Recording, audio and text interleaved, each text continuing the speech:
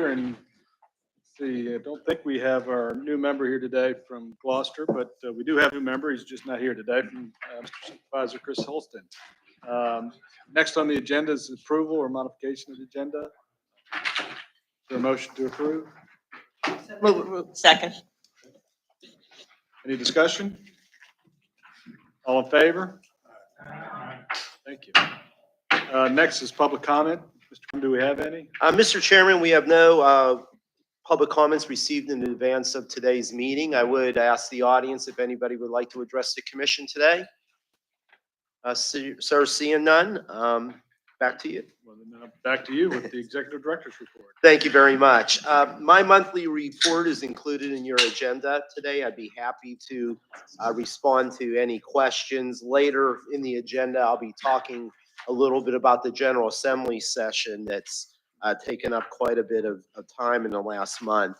But Mr. Chairman, keeping on with our goal of trying to spotlight some of our staff and the great work they do, I do have a couple of staff that I'm going to call upon to give some really quick updates on some of their work. So first, Matt Klepeyes, our communications administrator. I'm going to ask Matt to come up to the podium and just give you a couple of minutes about what we're doing in related to promoting the work of both the PDC and the TPA. Welcome, Matt. Good afternoon, Mr. Chair, Commissioners. For those who don't recognize me, I'm Matt Klepeyes, usually camera in my face. So it's good to see you guys. I appreciate the opportunity to share. So at your desk, among your items, you'll see the PDC e-update. It's a printed version of the newsletter that we push out every month. Wanted to just make sure that you understood, not just the breadth of the work that we do at the PDC and the TPO, but in the communications department, we want to highlight the exciting things that everybody on our team are doing. So you can see everything from our economic update to a map of the month, which I think Sarah is going to maybe highlight a little bit later, to our newest staff member. You can learn a little bit about Emma. In addition to that, you'll also notice the shiny new branding that's at the top, as well as the branding that's on the screen. We are in full rollout mode for our updated branding. The refreshed brand has been really well received. And I think the next step that you guys will see, hopefully, is the updated website. So we hope to be able to launch that in March. And that's all I have. Thank you very much. So thank you, Matt.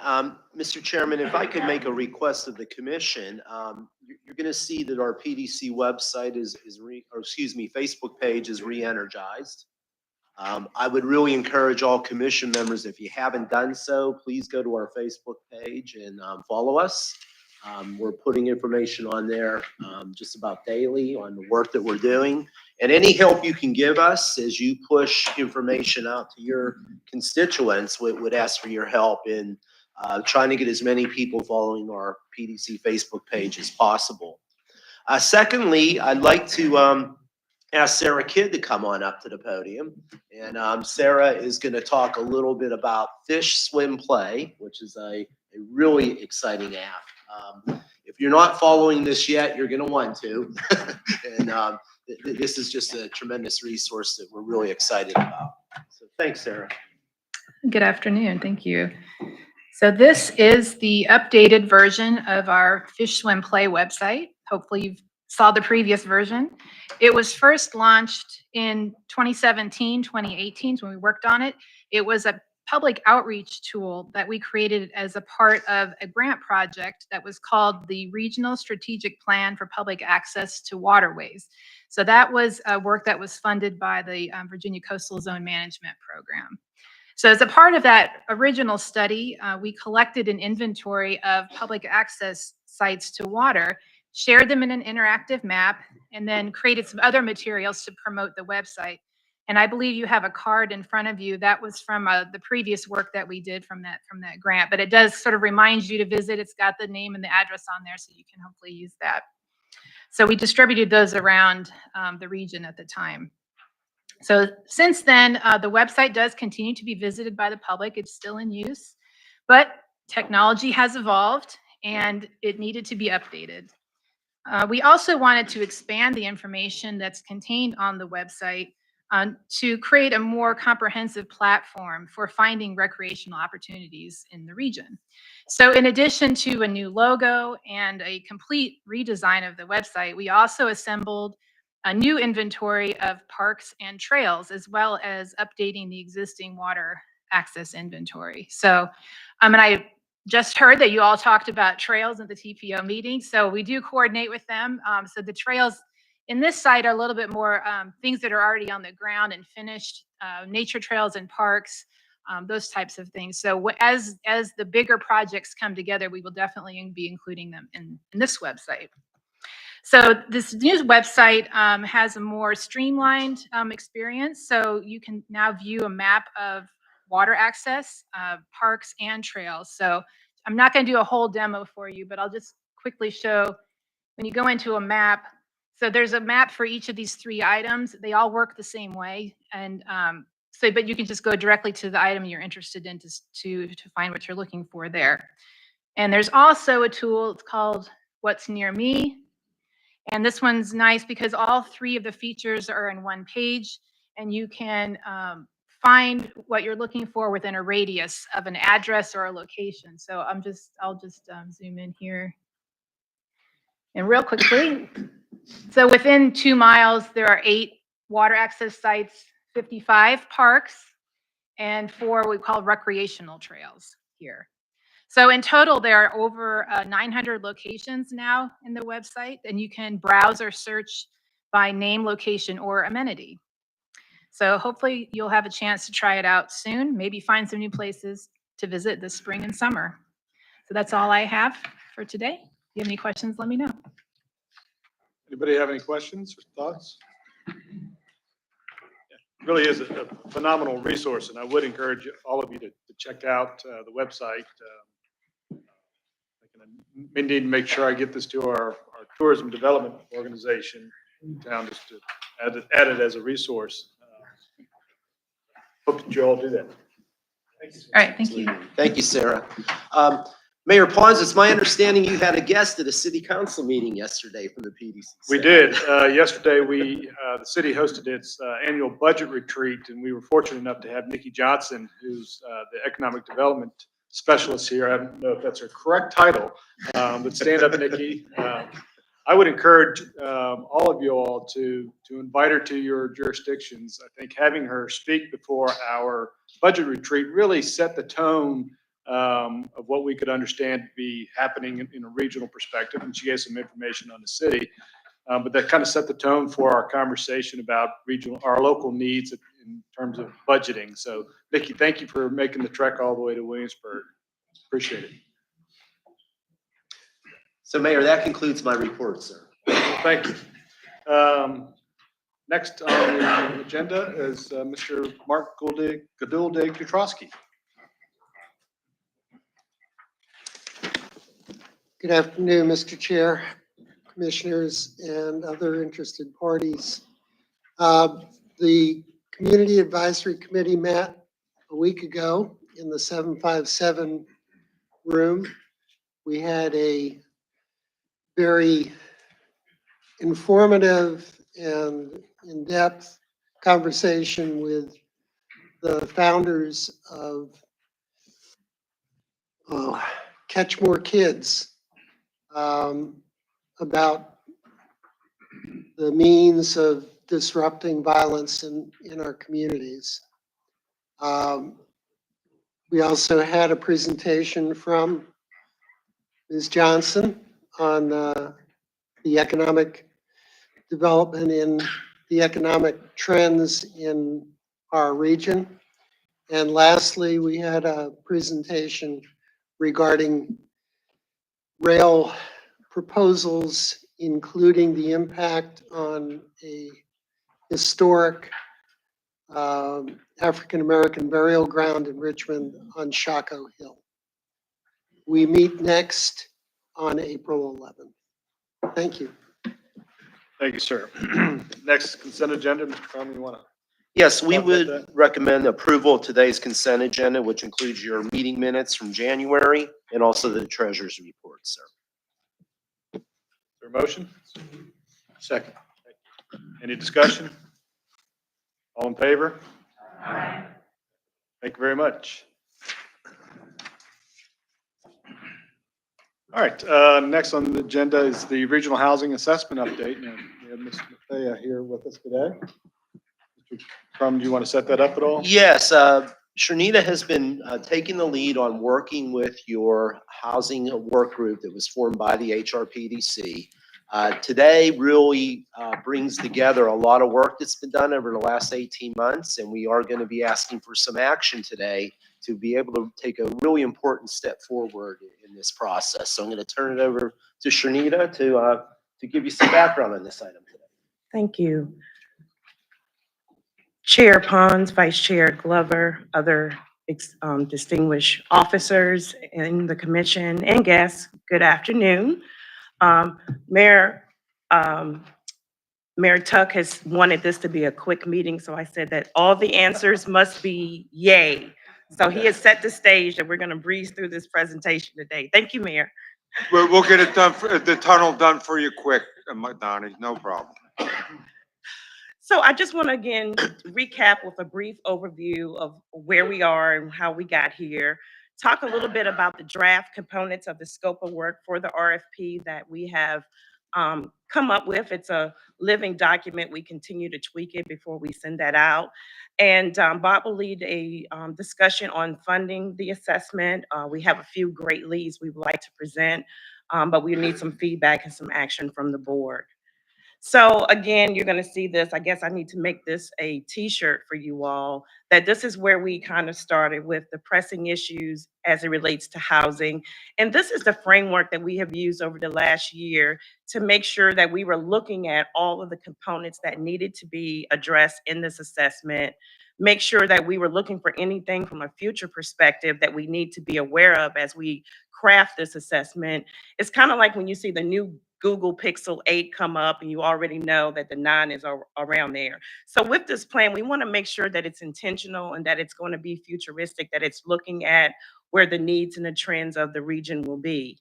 The intersection of housing is what we looked at, and we brought a lot of key stakeholders around the table. We had a lot of robust conversations.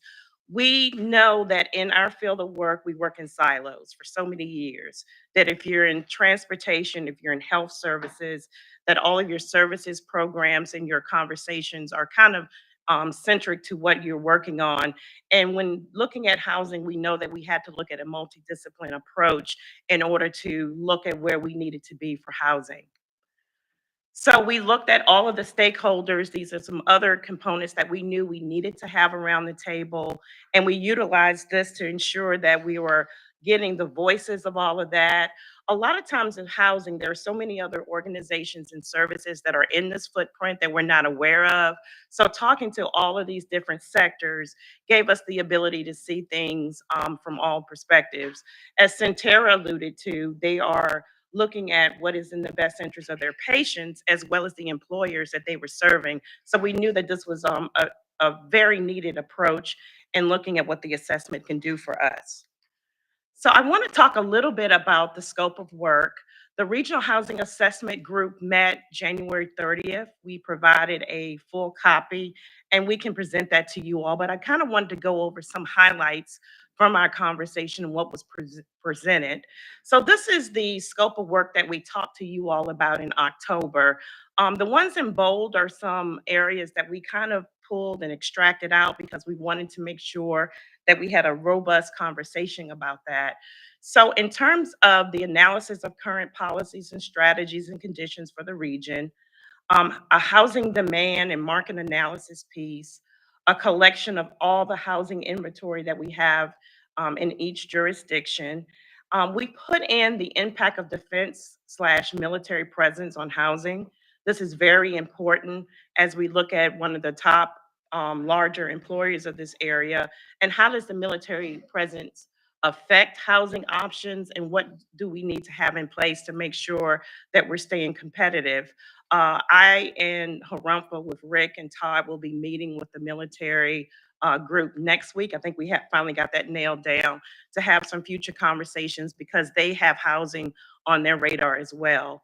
A gap analysis of current programs and services that are currently here, where they are, who they're servicing, and what other gaps do we need in order to have a full approach of services throughout the entire region. Best practices and toolkits, and a housing strategy that incorporates transportation and economic development. Mayor Glover and I just had a quick conversation about just the importance of making sure that we're looking at the economic approach of development as it relates to how housing plays a role in that. So that would be one of the key marks that we're trying to hit in terms of this. Another part of this is that we want to look at where partnerships that we can develop with the private sector, because that's going to be very important as we look at other identifying other resources from the state, federal, local level, is how do we tap into private sector relationships and partnerships with that. I wanted to kind of extract out a few slides of some of the conversation that we had on the work group. In terms of the market analysis piece, we want to make sure that we're looking at both the rental and the home buyer markets. We're going to look at a lot of different demographics as it relates to the assessment. So in looking at low income, our workforce development, our workforce housing, and our workforce income clients, low income. And we also want to look at ALICE, which is our asset limited constrained employed. Those are the people going to work each day, but not able to make ends meet. They're doing everything that they were, trying to do. They're working multiple jobs at times, but where are they as it relates to housing? We want to make sure that we have a snapshot of our aging and our senior population. If you look at any of the predictions, we're going to have a much older population, and how are we looking at aging in place and options for our seniors. And another thing that came up in our conversation is, what does millennials and Gen X want in housing?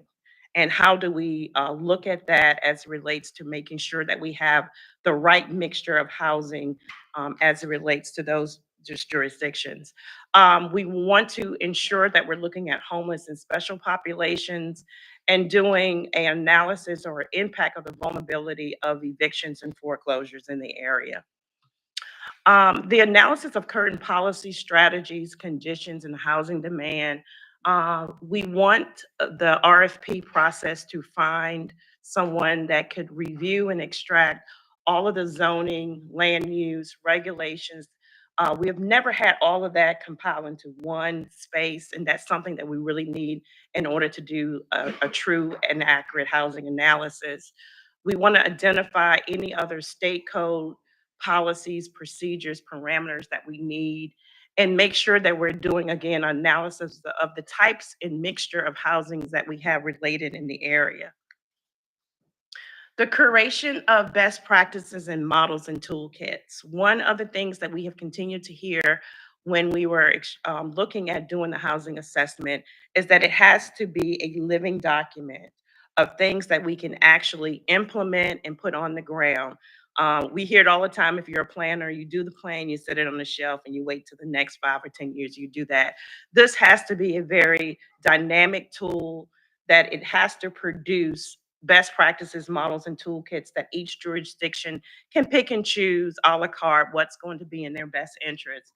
So in terms of offering those recommendations, looking at solutions, ensuring that we're incorporating all aspects of ensuring that we're looking at inclusiveness, diversity, and environmental justice in this.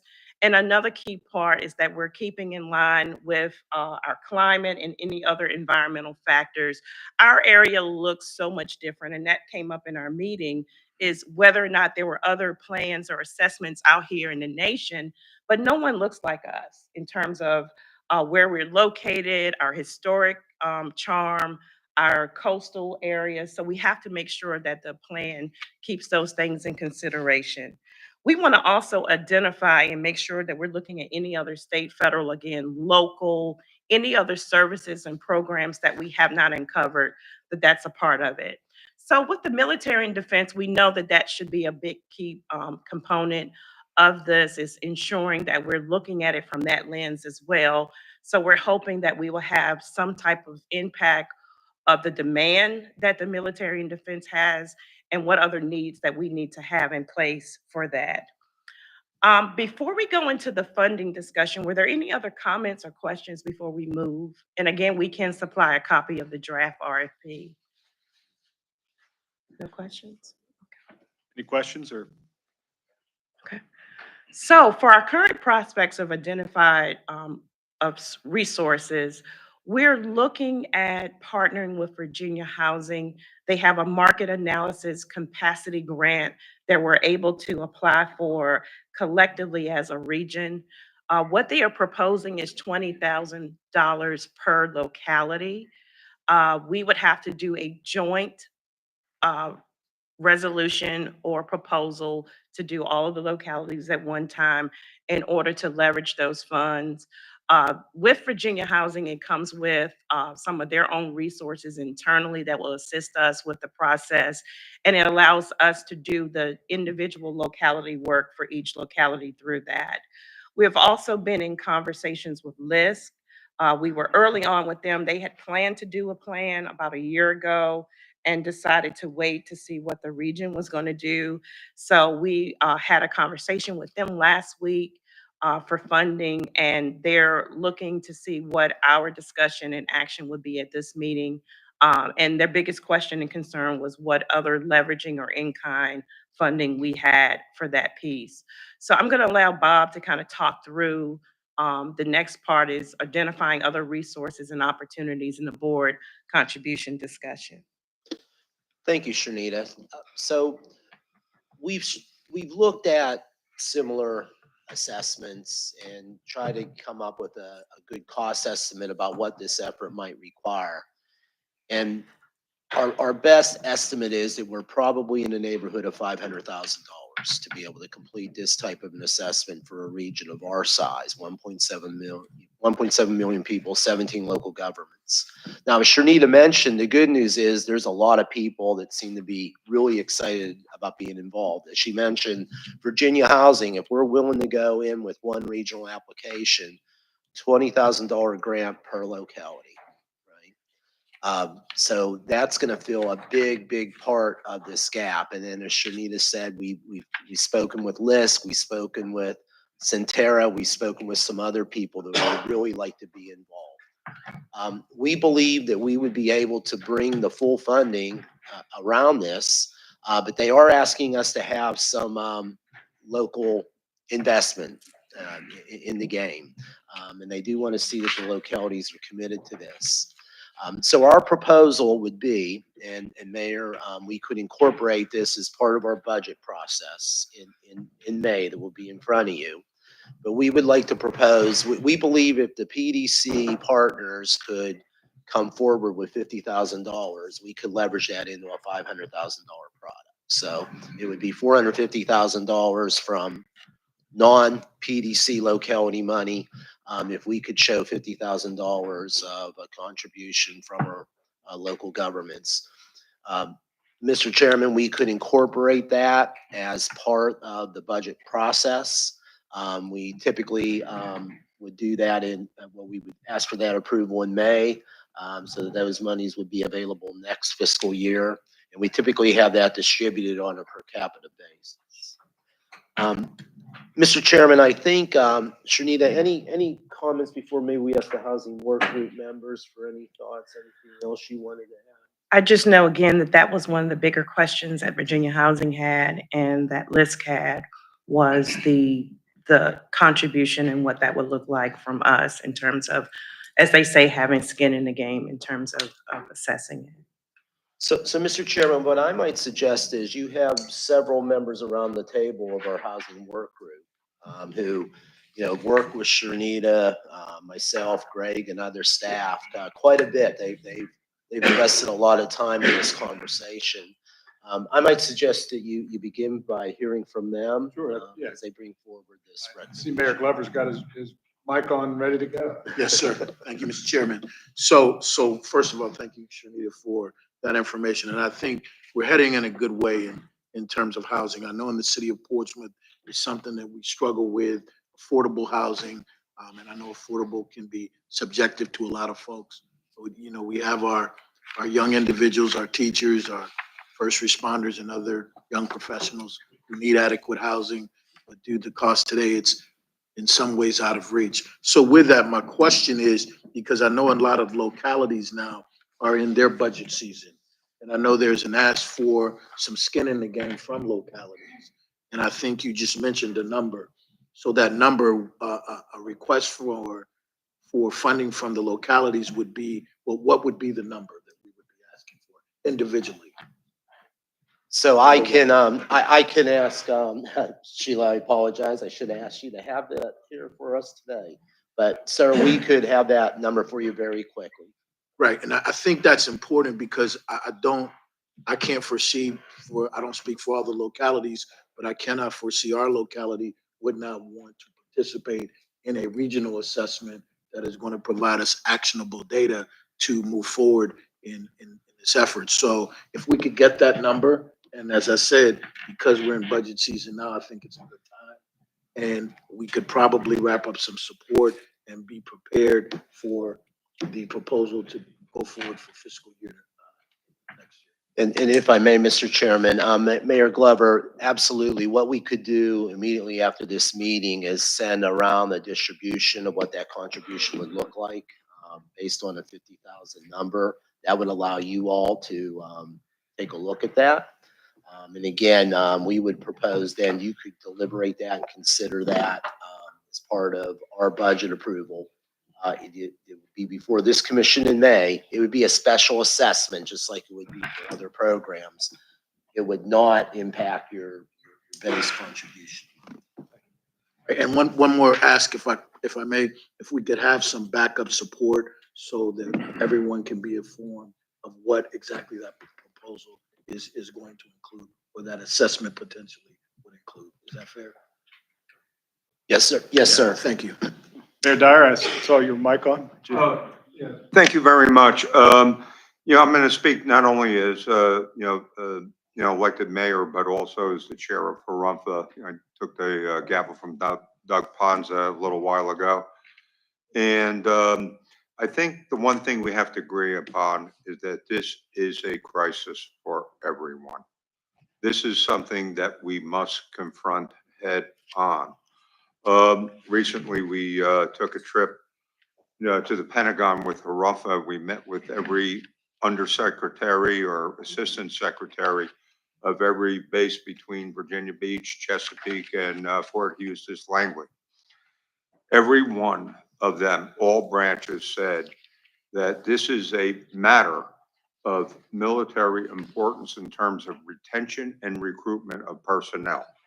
Okay. And, it's a problem that exists also in our communities, as we're talking about with the people that work in the city. But the other thing is attracting economic development.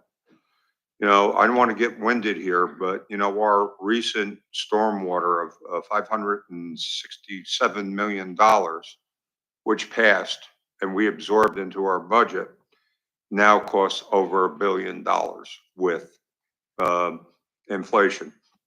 School modernization and replacement. We have 87 school buildings in Virginia Beach. Over the years, it's going to require some attention. Our normal infrastructure. And when we take a look at that, we're talking literally billions of dollars over the next 10 years. Who's going to pay for it? We have to create those new revenue streams. We got to bring in the new businesses. Fortunately for our entire region, we have cables and broadband coming. So hopefully we can actually start keeping our youth, stop the brain drain, and get our folks, families intact right here. But once again, we found out, we do have challenges, even when it comes to an actual decision about putting in a project. About some time ago, we as a council determined that attainable housing was our fourth highest priority after stormwater, after public safety, and schools. And, one of the problems is, okay, A lot of people are in favor of it, but please just don't build it anywhere near me. Okay? There's many misconceptions out there about what it is. But once again, you know, we face challenges in Virginia Beach that many localities have. We're running out of land. How do we use it effectively? We're talking about repurposing strip malls that are underperforming and other things, and, you know, neighborhood revitalization. But, you know, we don't necessarily have a full consensus on council, because when it comes into somebody's district and they get strong opposition from the community, what are we going to do? So, but once again, I think we have to deal with it as a crisis situation.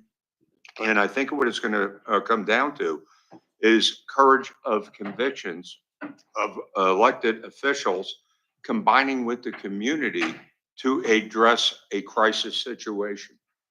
Yeah, and then once again, it's going to take a lot of education of the public to explain what we're doing and why, and hopefully that they understand. And, you know, unfortunately, some of the solutions are given density bonuses and, you know, things of that nature. And some folks, you know, really like density and living in contained communities. Other people see it as a threat to their way of life. But once again, what are the options? And quite frankly, I think we have basically one path going forward. If we're going to have the economic vitality, if we're going to attract those businesses to come down here, to become those new revenue streams that we all are going to desperately need in not only the distant future, but the future is today with this. And it's going to be a long journey. But let me just say, just so you know, Bob and company, we already conducted an in-depth survey on this. I think it cost us to the tune of $100,000. And this is information I'm sure we would be glad to share with you going forward. But once again, there are many, many things to take into consider. And when we actually addressed at our retreat over the last couple of days, it really struck to me that when I found out throughout the course of our meetings there, there's on an average, correct me if I'm wrong, a $93,000 regulatory cost that goes into every project now. So therefore, if we assume that, and we assume a piece of property might cost $150,000, you're talking about $250,000 before the first nail goes into the first board and before the first shovel goes into the ground.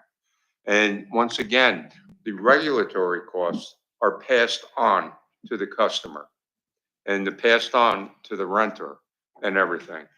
We have a challenge in front of us. And once again, I think we have to have the courage and conviction to move forward. Thank you. Thank you. Anybody else? Mr. Mayor, Mr. Chairman, I support this on the theory that we're all part of the same housing ecosystem. But I would say, as a matter of practice, the suggestion is I would prefer never to bring to us an action item to initiate something where the staff report, which in this case is really just an extra couple paragraphs on the agenda, doesn't say how much or breaks it out. So in the future, whether it's housing or anything else, asking us to initiate we should know ahead of time what it is and how it will affect us. It's difficult to get that after the fact. Thank you, Mr. Wheel. Mayor Tuck? I was just thinking that Councilman Brown is a preacher in our council, but I think for the most part, we all understand the need for affordable and more housing in our area. We certainly hear about it from our military, as well as the people who come before our council and complain about the lack of affordable housing and ask us what our plans are. And so my response typically is that we're trying to address that as a region. So I think that this needs to be one of the regional things that we do. It would be good to know again what the breakdown of the cost would be.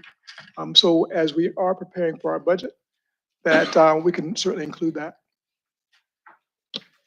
And I think another great point that Mayor Tuck brought up in our regional assessment that we'll be working on is that messaging piece. So we will be looking, and as the RFP process is going on, is giving you all the tools and the media pieces that you need when you're asked those things from a locality basis, what's going on from the region, that we will be working on an internal messaging with our communications director for that as well. Mr. Chair, Yes, sir. right here. Yes, sir. Yeah, Mr. Brown. question, I'll please. come back. Mayor Dyer mentioned that they had done something similar in terms of an assessment. Is that germane to just Virginia Beach, or was it a regional one? Sir, it was, Mr. Chairman, sir, it was germane to Virginia Beach. The reason I asked, because if we're looking at doing an assessment, you don't want any redundancy, when the numbers are already out there. That's why I asked whether or not it was regional or whether it was just for the city of Virginia Beach. So that helps me. Thanks. Thanks, sir. Mr. Dan, more comments? Mr. Chairman, it's probably for Mr. Crum. As the region and as HRPDC negotiates and determines where it wants to go on this one, as Mayor Dyer mentioned, the city council appropriated around $100,000 to do a study specifically for Virginia Beach. I don't think council will be interested in paying for something that'll give duplicative information for the city of Virginia Beach. Obviously, we'll take that to them to consider at this time. But the question I have is, if the region was to move forward with this study and Virginia Beach would like to be omitted, could our studies be added as an addendum? Because we probably would already covered most of the things that you would already need as part of the work that you would do here. So I think that for us to do a regional housing assessment without our largest locality included in the discussions, the conversations, the best practice opportunities, et cetera, would leave an enormous hole in our donut, right? We would be, have an incredibly large gap there. So, Mr. Dehaney, I appreciate your question, and I think that what I would offer is, our willingness to come forward and provide more detail to your council to understand the value that it would add. And that I think that, one of the things that we've just missed as a region is looking at this issue collectively as an entire region and understanding the overall housing market, the gaps, the needs, and just the alignment, right? There's a lot of really hardworking people trying to come at this, but as Shanita pointed out, we don't really have alignment like we need. So I appreciate the comments, and I think we would appreciate the chance to maybe do a one-pager that talks about how critical this is, so that we can answer your council's questions on it. So just to be clear, so everybody knows, so what you're seeking is $50,000 as our skin in the game as a collective region. And so that, based on per capita, it's all relative, more money out of our budgets to support something else that haven't been made aware of. Obviously I have, but as we haven't been made aware of before, it's a little challenging. To Mr. Wheeler's point, we should have had that information in advance. But I think what Bob is offering is an opportunity for staff to put together kind of a one-page memo to identify what that cost would be to your particular jurisdiction, and then seek support for that. That's correct. So we could follow up with that. And in fact, Sheila, in about a minute, will be returning with that breakdown. Okay. But we wouldn't want to force you into something, to Mr. Brewer's point today. And let me step up and say I take responsibility for that. I apologize. But what I'd like to ask, Mr. Chairman, if I could, Greg, you've looked at a lot of these market analysis numbers. I wonder if Greg could talk a little bit and add to the comments that I made and Shanita's made about the importance of the regional assessment.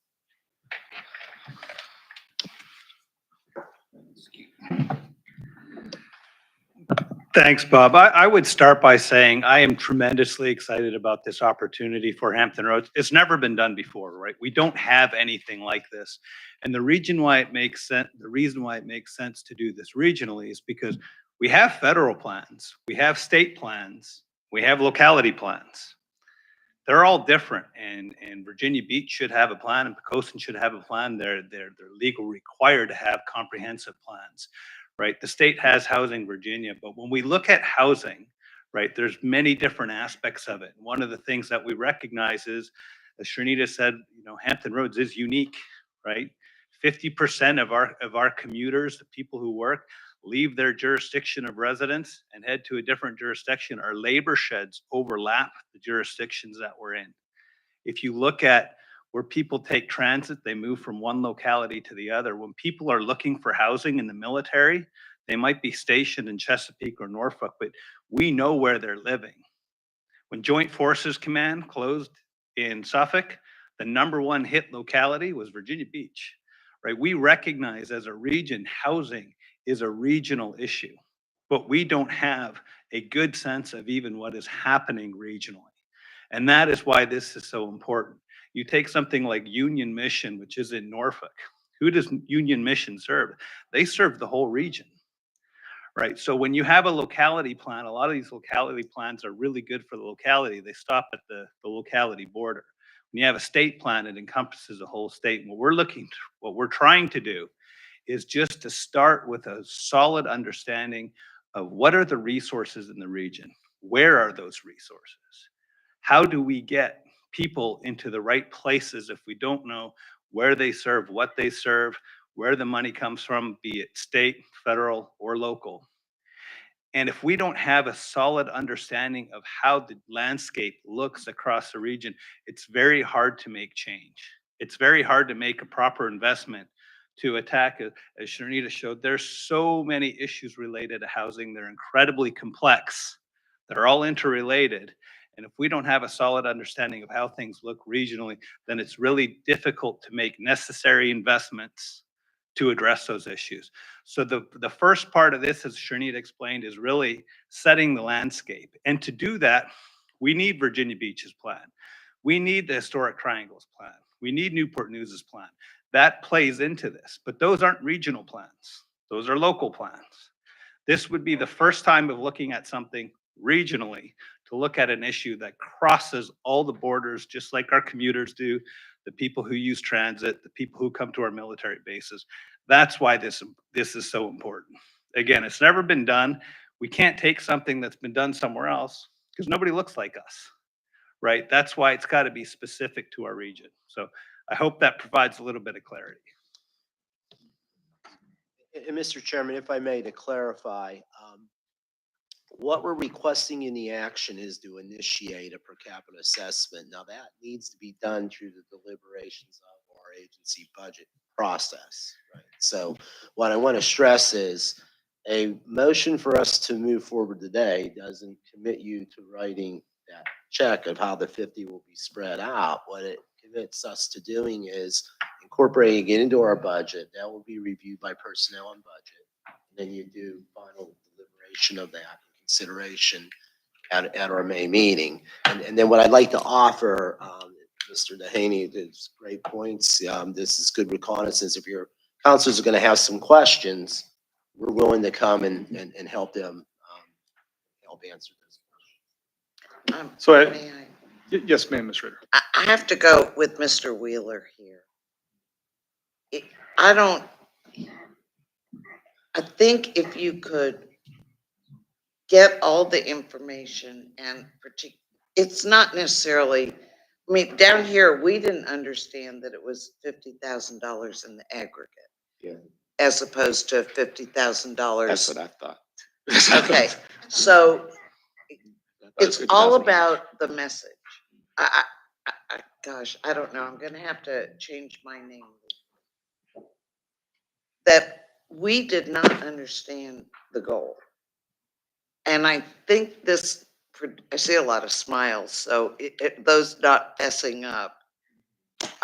So there's not a clarity to what you're asking for. And I just think on behalf of my friend and I and Mr. Dehaney, So I can ask we staff might be to- better off to put this off, get something more detailed that people can support. It would be great to have a toolbox, but I can tell you right now, any effort to regionally planning and having everybody buy into a regional plan just isn't gonna fly. Well, thank you for those comments, and I think that there is some additional comments, and do you have something else? I was gonna, kind of co-sign with, the councilwoman from Chesapeake and Randy. Could this be something that maybe we defer to another meeting date and then allow the city managers to coalesce together and then have a conversation? Because I concur, affordable housing is a great thing. And everybody, I think every council is united that we need to do it. But Councilwoman Ritter's point is all about delivering a message, and we don't want to be against something when we can get on the same page with it. Because to your Ms. Ritter's point, I thought it was 50 per jurisdiction, and that kind of spooked me a little bit. But if we can get together, to Randy's point, and kind of talk about it a little bit more, so we're all kind of singing on the same accord, and then we can talk about what this is and what this isn't and what we're doing, and are some of the concerns that we're going to have about affordable housing, coming up with a plan and a strategy for housing in Virginia Beach and the other respective localities. I think we should talk this out a little bit with the city managers first. Well, first, if I may, thank you for agreeing to take on this conversation back in October, and especially thank you to the task force that met to help put this opportunity together. So I think I got the nod from Mr. Crum that what we'll do is table this action and come back at a future meeting with more information, because I do believe that understanding the question of housing and how to address housing needs as a region would benefit us all. And I think, so So I think what would set up nicely is, we have a CAO meeting on March the 6th. Thank you, Sheila.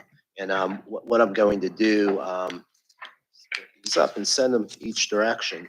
What we can do is discuss this in detail with the CAOs on March the 6th. And then that would give us the opportunity to re-engage in this March 21st if we're ready. And then just to have this in advance, what's going around. And Sheila, thank you so much.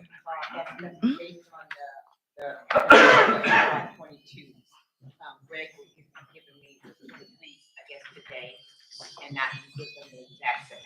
So that would give you a pretty close estimate to where each locality will be.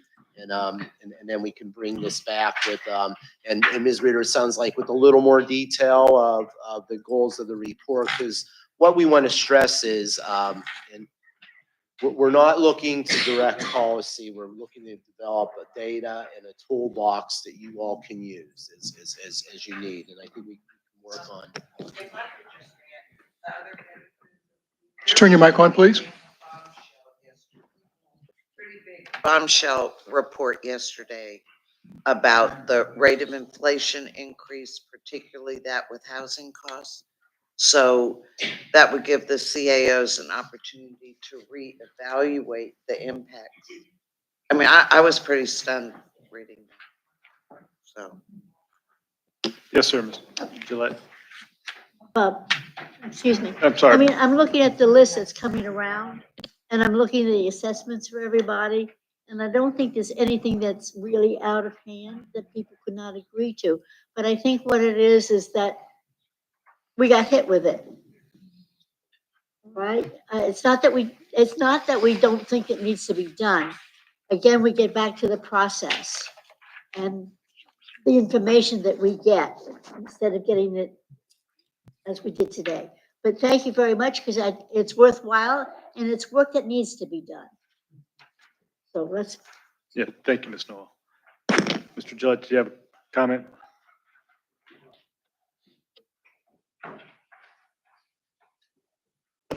Yes, sir, Mr. Chairman. Has anyone tried to extrapolate what this open border is going to do to this region? We're sitting here in February trying to come up with a plan for 2025. How in the world are you going to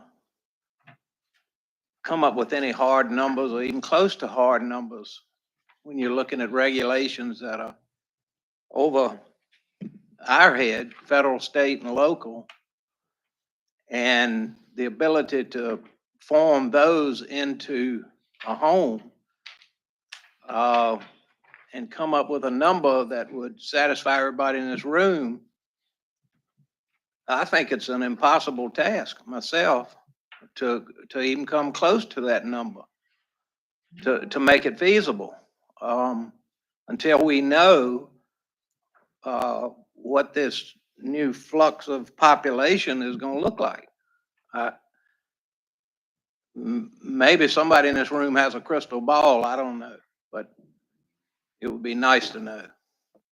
Certainly don't have a crystal ball, but I do believe the more information we're able to collect about the region, that may help us identify some of the answers to understand better the needs. And I think you're speaking to the needs of when we consider what's maybe coming over the quote unquote coming over the border. So thank you for your comments. Mr. Chair, Yes, sir. I don't know if I'm understanding things, but it seems like all of a sudden we're backtracking from where we said we wanted to be and what we need to do. Speaking just for Hampton, we don't have any vacant motels. We don't have any vacant shopping centers. We don't have anything we can convert to quote unquote affordable housing, however you want to define it. We're trying to work with Newport News on some housing projects because, again, we don't have it, but we can provide some money to help support them in their efforts. I think it has to be a regional solution. And if we start breaking this apart and trying to go on our own, I think we're going to fail. And how badly we will fail, I don't know. But I think we talk about so many things and we boast about so many things we try and do as a region. And then it seems like we come to a point where we want to start taking our marbles out of the game. And I just don't know if this is one of those projects and one of those times, or maybe there's a misunderstanding because a lot of folks around this table come to those regional housing meetings and maybe we're taking back the wrong thing or whatever. But it seemed like at one point we were together on this and the need to do this. And now it seems like we're backing away from it. And I have heartburn over that because I think we've invested a lot of time in this effort. We've invested time in other efforts such as the gun violence, and there's still other things ahead of us. And I think if this fails, then all the other things fail. And we might just be, hey, just come because we feel like it, because we're paying some dues, but we're not going to accomplish very much.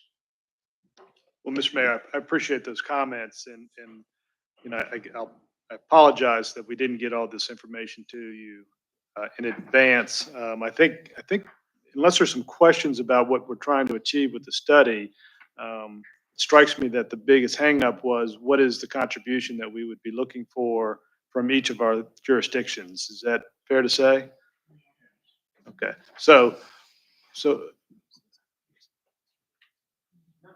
no? Well, again, I think sending it to the CAOs and letting them work through step by step, I think is probably a very wise decision. Because I, for one, am very leery of anything that approaches regional planning or dictating by a region to what any locality is going to do. And I don't And think perhaps that's- I'm jumping to a conclusion, but I'm pretty defensive about that for the citizens. Okay, well, thank you for those comments. So I think we're at a point where we will defer the question today and ask HRPDC staff to work with the CAO staffs and hopefully come back with a recommendation at a future meeting so we can clarify some of the issues and concerns. But I just got a quick question. So by tabling today, does that change the opportunity for it to be in the budget? Because we already had, I know the city managers had an opportunity to meet last year to talk about the regional housing study. And so now I'm kind of toward Mayor Tuck's point, which is seem like we're delaying this item. I didn't think today we were voting on spending the money. I thought we were just going to vote on if it could be considered a part of the budget. That is correct. So I just want to make sure. I mean, there was some confusion about spending $50,000, and I'm not sure if people understand that we're only going to vote on could it be included in the budget, not to vote on the money part today.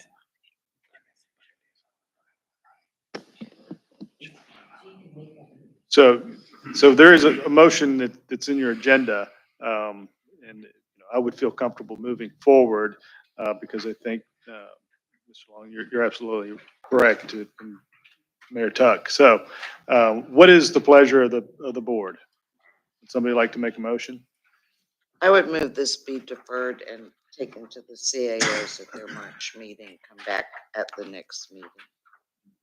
Thank you. So there's a motion. Second. Okay. So somebody's going to have to count. All in favor? Aye. Any opposition? 3, 4, 5, 6. So, Mr. Crum, is somebody counting votes here? Yes, I can go. Okay, so those in favor, please raise your hand. Okay. Thank you. Those opposed?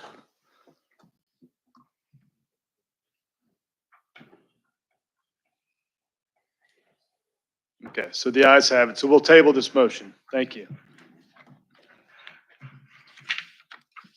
Takes us now to agenda item 8, Mr. Crum. Yeah, yes, I apologize. I'm losing my voice here today. We're gonna have Whitney Catchmark come up and lead this presentation, sir.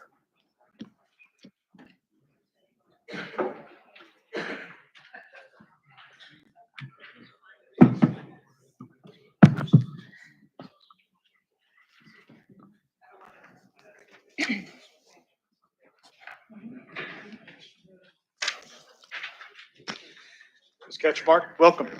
All right. Well, today we are talking about greenhouse gases. So this is kind of exciting opportunity. Back sort of in summer and the fall, we accepted a planning grant. This is a big new EPA program to try to spark us across the nation to take reductions in greenhouse gases seriously. It's a great opportunity to look at lots of sectors, talk to lots of people. On the other hand, it is encouraging collaboration and decision making really fast. So I just want people to be aware of what opportunities you have in front of you. We're not making decisions in here today, but definitely some things to think about. This process in terms of the planning is a 4-year grant, but there's a short-term goal that's tied to implementation grants. They are due April 1st. That's really soon. All right. So when I talk about the regional effort, I will tell you the foundation of it is input from 2 steering committees. We created one committee that's mainly local government reps, and second committee has a few people from local governments, and then also has some regional partners like the port, Dominion Energy, the Alliance, HRSD. There's quite a few more. So we try to get different perspectives. Sierra Club, that was a new sort of stakeholder to our process.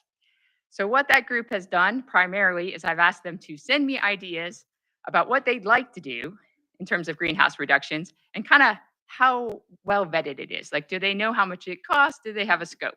So I got responses. There's 80 ideas. That's a lot. I'm sure it's not a complete list, but we've only been doing this for a couple of months. We take those and the first step is we're trying to create a priority climate action plan. It's the first deliverable required by our grant. It's due March 1st, so a couple weeks. I have a draft. It's pretty solid. The committee is going to look at it next week. We're going to submit it on time, and that will allow all of us to apply for implementation grants if you want to. Now, long term, we'll do a more robust, comprehensive climate action plan. That's another required deliverable, and we'll just roll what we've already done into that. But the reason we have to do this quickly is the implementation grants. The Commonwealth, HRPDC, local governments, and public bodies are all eligible to apply for these grants if you want to. And I kind of skipped over the pot of money across the nation is 4.3 billion. Well, and a little more for tribes. So to give you a little perspective on how this thing is structured without dwelling on the details, you have 3 options. You can be the lead applicant for an individual grant application. Obviously, then you'd have all the control. You can be the lead or a member of a coalition that has to just have 2 partners. Or you can be a sub-awardee or partner of one of the individual or coalition grants. And this is just trying to find the sweet spot of how much control you have versus how much opportunity you have to get the money. And each locality or PDC or state can submit an individual grant and be the lead on one coalition, but they can be part of as many coalition and partnerships as they want, which sounds amazing in terms of flexibility. What it means is chaos. I mean, it's really chaos. So one thing to think about is how these things are going to be evaluated. The applications can be anywhere from 500 million to 2 million. You get put in a tier and you compete against the other applications in the tier. So the region doesn't have to prioritize or pick what gets submitted within the region. We could all do 2 applications each and be in a whole bunch of other ones. But we are the lead agency for the planning grant, which means we want to make sure the PCAP covers everything you might want to apply for. And we're trying to facilitate this discussion so that everybody knows what's going on. And keep in mind, in green, the big takeaway is for the whole nation, there's somewhere between 30 and 115 grants that are likely to be awarded. So competition will probably be pretty tough. But the great thing about this, there's no match. So it's a great opportunity to do something new and do something maybe you already want to do faster. All right, a little more information. It's a little bit hard to read, but the chart is the scoring criteria for the implementation grants. And the main thing I'll highlight, the things in green are the highest scoring categories. What my takeaway is, they want you to make sure you know what you want to do. So have a tight scope. They want to be sure that your budget details are there, that you know how much it's going to cost. They want to see community benefits, particularly for low income disadvantaged communities. And the really tricky one is they want to see large scale greenhouse gas reductions between 2025 and 2030. So do something big fast. And then I'll sort of point out the middle of this, in terms of transformative impact, which is kind of the buzzword at the moment, is scalability. So do something that's going to get bigger and last forever, right? So this is a lot of goals. All right, so I'm going to move on a little bit to perspective on what's in our PCAP. We have to do an inventory. It can be very simple. We scaled down the state data, and the takeaways here are the use of energy in buildings as sort of distributed equally between industrial, commercial, and residential in our area. That's the biggest source of greenhouse gases. The next is transportation, with the light duty vehicles being the biggest user. And then we also have a fair amount that comes from landfills and a little bit from wastewater treatment. So those are the sectors we're working at. It's a lot of sectors, actually. So this is what we had to figure out in order to sort of unlock the eligibility to the implementation grant, is what measures do we want to include in this report? This is what we've come up with. I don't expect it to change. I think it's pretty comprehensive. And believe me, our consultant was like, wow, you didn't narrow it down very much. So to make these simple, for energy, there's 2. One is really about moving to clean energy and energy storage for resiliency of buildings. The second one is about making buildings more energy efficient. The third is about EV electric vehicle infrastructure, charging stations, and vehicles. The fourth one is about alternatives to driving cars, such as bike and pedestrian paths. The fifth one is ports and port operations and changes they can make. The sixth one says carbon removal. That's really about land conservation and tree planting. And the last one is for landfills and wastewater treatment facilities and reducing both their energy consumption and their methane releases, because those are greenhouse gases. All right, any questions? I got a couple more. All right, it's a lot. So the crux of this that I wanted you to be aware of is like, all right, moving forward, what are we going to do? So I talked to our committees and we're like, all right, now that we have a sense of where we could go, what kind of projects might we want to put in for implementation grants? Keeping in mind, right, the PDC doesn't have to be the lead. Well, we talked about it. Lots of localities are excited about this. They have ideas. But remember, one of the criteria is making a big impact fast. Each locality by themselves is probably not going to be a very big impact. And so I was excited, right? When we were having regional meetings, people were like, I think we should do this together. I'm like, that's fantastic. I'm like, all right, who wants to lead a regional application? Nobody. Williamsburg kind of went, maybe if you help me, which was great. Michelle will do it. I appreciate that. But so they were like, why doesn't the PDC do this?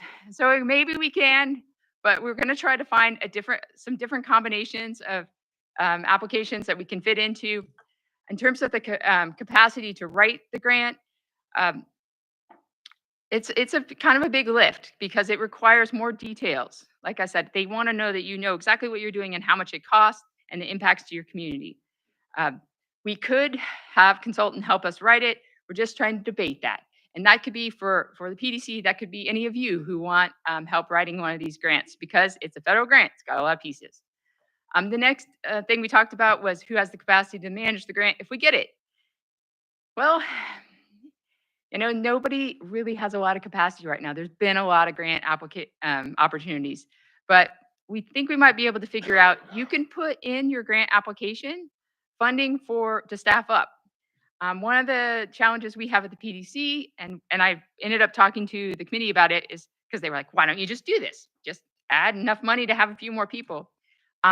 We have somewhere around 47, 48 people. Apparently, if we get over the 50-person mark, that is a little bit of an extra lift in terms of the requirements for our HR and finance. And we are just a little reticent about whether or not that is something that we want to do. And I'm telling you this because, it's sort of a thing that's going to hold us back maybe from having more and more capacity, right?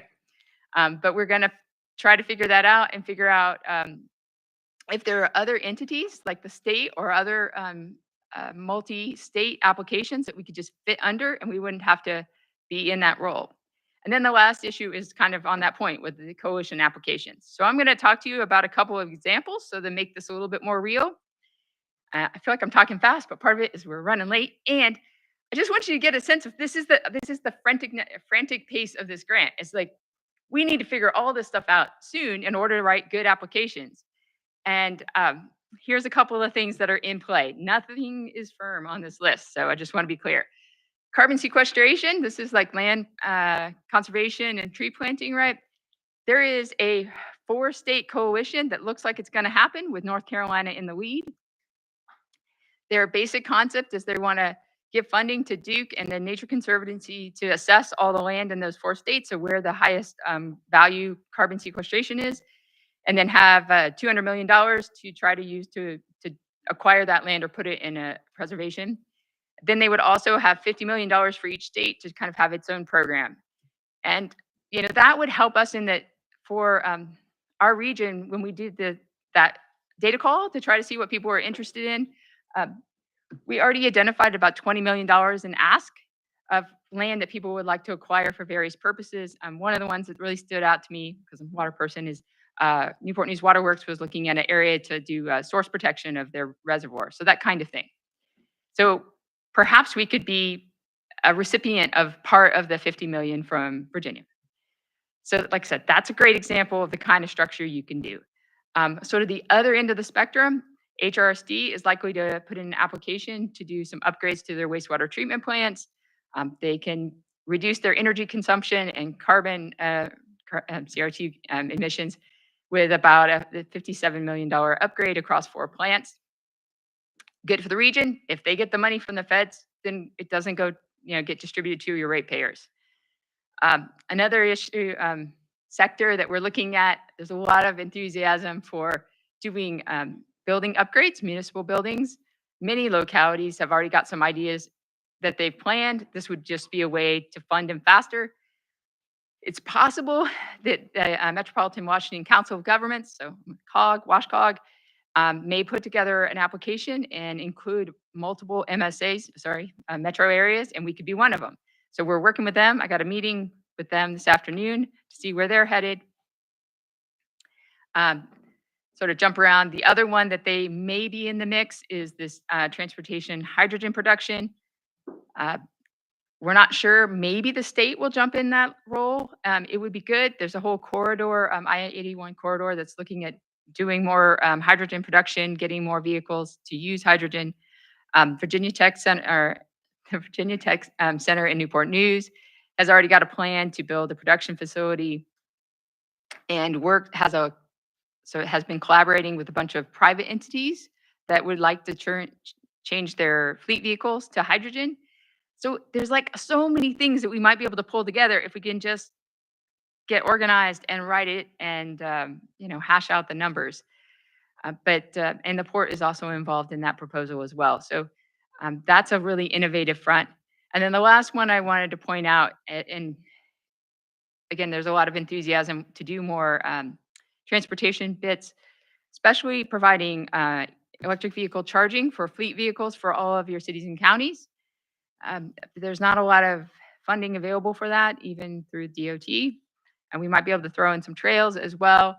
Right now, it's not clear if there's going to be a state implementation grant for us to fit under, so maybe the PDC would be the lead applicant on that, and then we would just try to come up with a structure where all the localities could benefit, and we can have sort of a pool of money to make that happen. So these are the kinds of things that are in play. There's a whole bunch more. I just can't quite tell where we're going to land. I'm trying to make sure that if somebody's willing to help put the work in to get the details into an application, that we have a chance, because who knows? We really have no idea what the competition is going to be like. So I'm going to wrap up to say where we are. I'm going to continue talking to all these different partners, both within and outside of the region. I've met a lot of people, learned a lot about a lot of sectors that I didn't know much about 6 months ago. Trying to think through what kind of structure is most beneficial to us. Greatest benefit, least amount of paperwork and hoops to jump through. And in the meantime, we will turn in our PCAP by March 1st, and I'm sure that will go smoothly. I'm pretty happy with what the draft we have. So that's it. And that was kind of not too long. So please ask questions if you have them. This has really confused people. It's a weird structure of a program. Thank you, Ms. Ketchmark. A lot of good information in there. Does anybody have any questions? Seriously, have no questions. Anything there? I just want to pause a second and recognize the work that Whitney and a number of people are doing on this.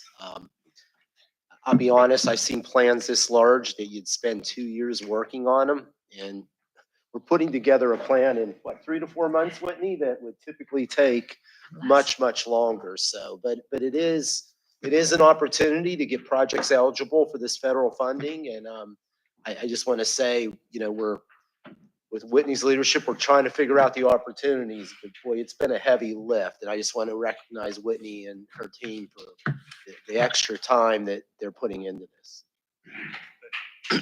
Thank you.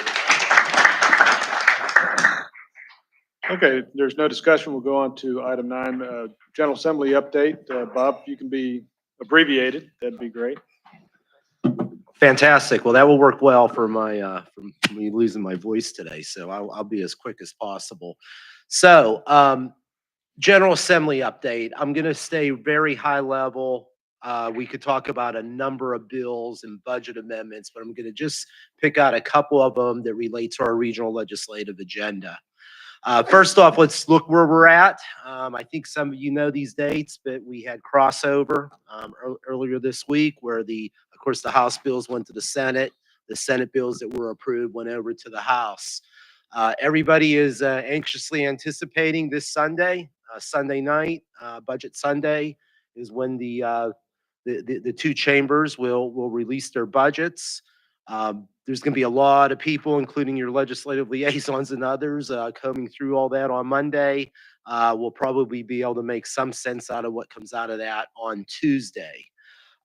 Your deadline for each chamber to consider budget bills and proposals from the other house is February the 28th.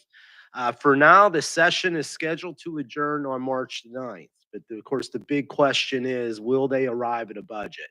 And I know that's something that you're all following very, very closely. Tentatively, right now, the reconvened session for the consideration of governor's amendments and vetoes is scheduled for April the 17th. So with crossover, it's a bit of a sprint now as we go through, start coming down the home stretch of the General Assembly. The Hampton Roads Caucus was a bit slow to organize this year. I think everyone knows this, but just to review, the new chair of the Hampton Roads Caucus is Delegate Cliff Hayes. The vice chair is Delegate Ann Farrell Tata.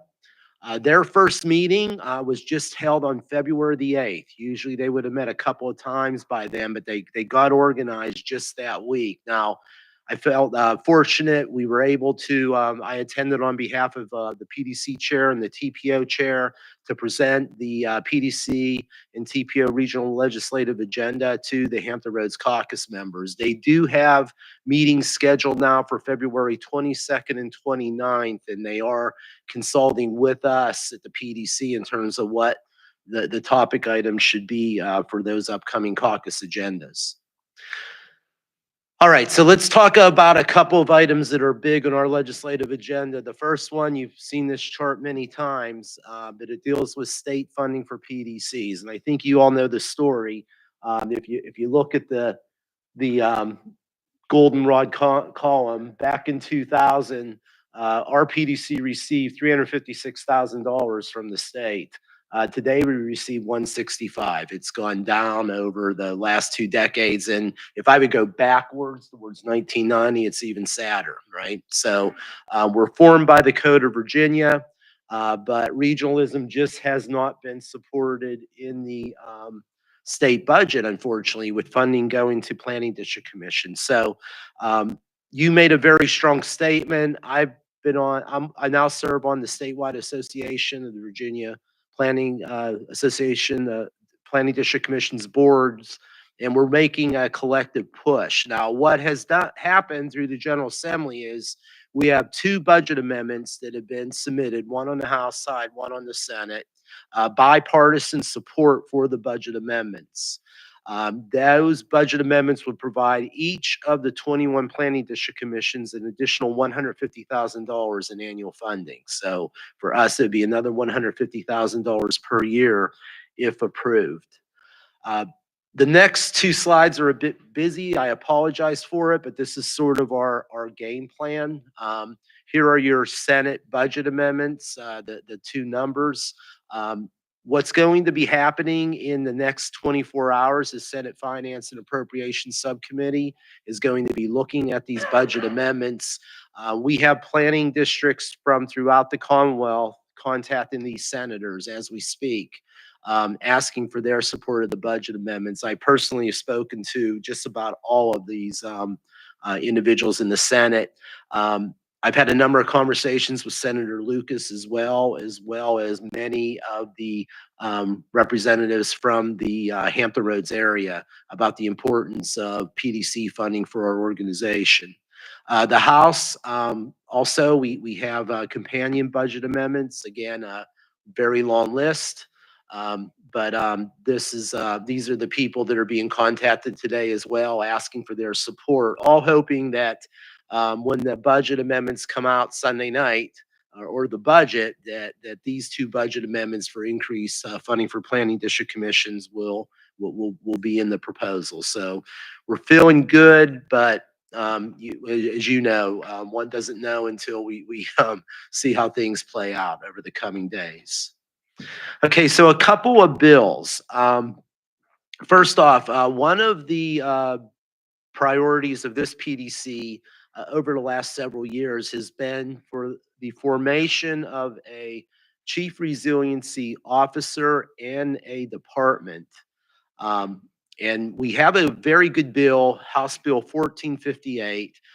Delegate Hernandez from Norfolk is the chief patron, but there are a number of other co-patrons ranging from the south side the whole way up to the peninsula on this House bill.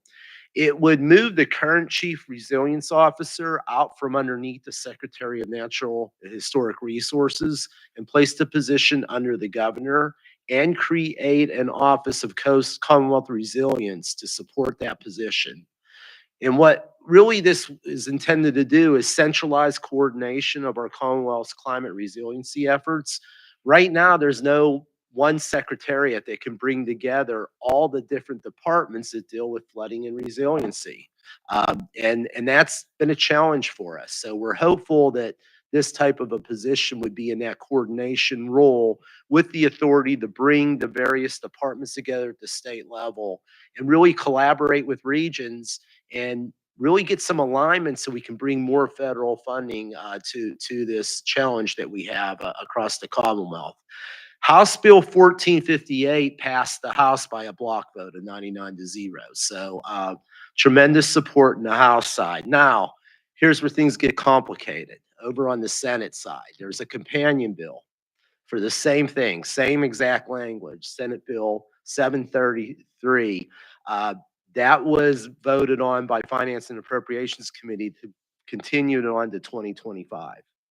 So there's some things happening. We don't know what the future of House Bill 1458 is going to be in the Senate, but we're going to continue to monitor that. And see when it gets to the committee level if we can't be part of those conversations. So the Coastal Resiliency Officer and Department is sort of up in the air at the moment, but we'll be following the House bill as it makes its way through the Senate. Just a couple of other quick things. The Commonwealth Flood Protection Fund. Many of you have enjoyed funding through this fund to help you with resiliency planning, to help you with some small scale projects. I think you know there's been a lot of conversation around RGGI and whether or not Virginia ought to stay in RGGI. What we did in our legislative agenda is we wanted to maintain $2 million in funding in that Commonwealth Flood Protection Fund. The governor's proposed budget came in at $1 million. So we'll be watching that and seeing what happens when the budget comes out Sunday night and into the beginning of next week to see whether it stays at 1 or whether or not it gets back to 2 million. Ben McFarland's done some great analysis. We're winning. Hampton Roads is winning with this program, right? A lot of this money's coming here. So we're really hopeful we can maintain the $2 million level. Another one is economic development site readiness. It's in your regional legislative agenda. The governor's proposed budget was very strong in that regard, over $1.8 million in year one and $1.8 million in year two. That is an increase from last year that we go into the Virginia Business Ready Sites program, which is available to help you all go through due diligence to raise the ranking and the tiering of your economic development sites. The other item I just wanted to mention quickly is not a state item, it's a federal item, but Peninsula Localities, congratulations. It's been on our regional legislative agenda. You've been working hard on it, but you've been approved for the Peninsula Army Corps study, the 3x3x3 study finally. As you know, we've had those studies done on the south side. Now we're going to get those studies done on the peninsula. So we will have projects identified in that coordination region wide. So that's very, very important step for our region. I just wanted to leave you with this, and I think you're all aware of this, but there are so many statewide issues being discussed at the General Assembly on topics that are going to have impacts on decisions made in Hampton Roads. And some of them, it's hard to imagine that they're connected, right?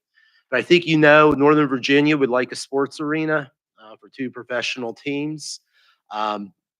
WMATA, the metro up in Northern Virginia, their transit system is facing an enormous operating deficit for their budget.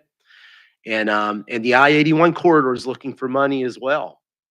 So when you think of all of those needs, you know, we have legislators that are working very hard to bring money around toll relief in Hampton Roads for Elizabeth River crossings. And then we also have legislators saying, well, if you're going to fill the transit funding gap up in Northern Virginia, don't forget about HRT, WADA, and Suffolk, the Hampton Roads transit system. So obviously there's a lot of negotiation happening, and some of those things don't really seem to be connected, but I can tell you that some bills are falling by the wayside if they have a financial obligation with them, because there's some real big ticket items that are getting an awful lot of attention. So we're just going to have to keep monitoring these items as they continue to make their way through session. And many of these decisions probably won't be made until the budget conferees get together at the beginning of March. Mr. Chairman, I know the hour is getting late for our meeting. I just wanted to give you a heads up on a couple of things that we were monitoring. There's many other ones, but maybe just a moment to see, other than our regional items, if there's any bills or budget amendments our local governments are following that they might want to share with the table today.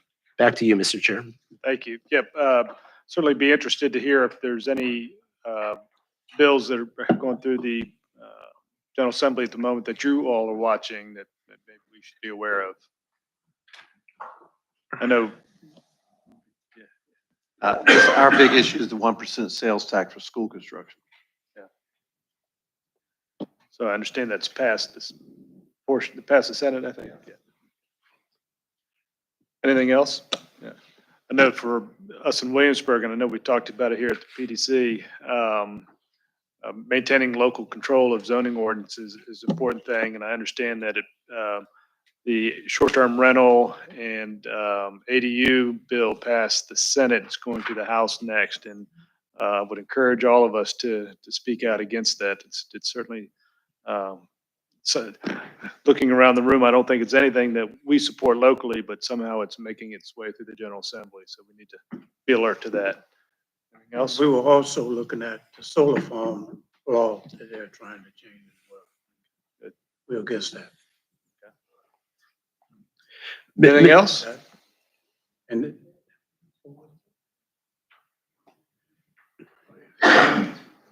Mr. Chairman, I believe, I'm sorry, Virginia Beach is. Oh, yes, ma'am. At least with our 10-1 voting system is passed the Senate and the House. So we're watching.